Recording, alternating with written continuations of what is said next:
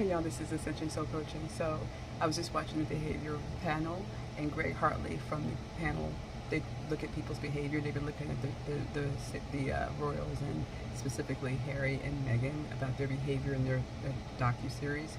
And he has agreed with me that Harry, he's saying, is the star child who's fallen from grace, who's come back to attack the royal family.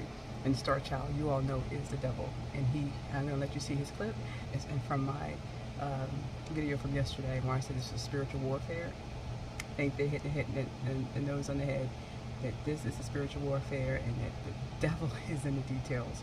So just watch what he says, and you can watch his their YouTube channel, the behavior panel. So you should watch them do their dissecting of the Harry and Meghan docuseries on Netflix. All right, talk to you later. Being smug again. And then he rotates that hand in the air about 6 times. And he's giving us the impression that there is a lot more going on than we're aware of. We, the regular people, are aware of when he talks about these biases and these problems and these things that are happening. And after that, it gets kind of weird. He gets a little bit uncomfortable. We see that eyelid flutter and a little tongue jut. And he moves his hand up to his mouth. And then he smells his finger. And they left it in. I would say, if I was going to watch that, if they caught me smelling my finger for some reason, I'd say, hey man, would you mind paying attention and cutting that out? Because I'm smelling my finger over there. Wow. Greg, what do you got? Yeah, I'm going to be a little less kind. I think the guy has fallen into some new way of, I'll sound like Mark for a minute. This is an archetype. This is an angel fallen from on high who's now going back to attack the institution. This is Lucifer, the angel of light, who becomes Satan. That's what we're facing here. Now, people are going to be harsh on that one, and I don't care, because what I see is you found this star child who is now fallen and who now has the message to go back and attack the institution that is Britain. Regardless where you fall on the side of the royal family or not, this is what's happening. I think that's more than just him being smug. I think there might be something of a new recognition, and his smugness is because it's a new recognition. You can't possibly know it.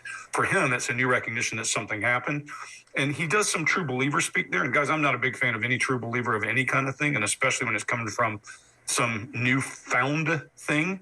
I'm always a little suspicious that they're using language that they've been fed. Then he goes to disdain and disgust in his face some there as he talks about it being a constant work in progress for everybody, including me.